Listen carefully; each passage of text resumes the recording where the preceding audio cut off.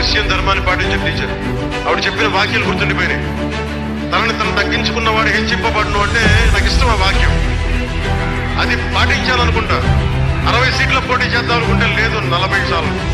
40 కాదు అంటే సరే 35 కూడా కాదు 25 కూడా కాదు 21 అంటే 21 మొత్తం గెలుపు దేశం మొత్తం మాట్లాడుకునేలా చేసింది.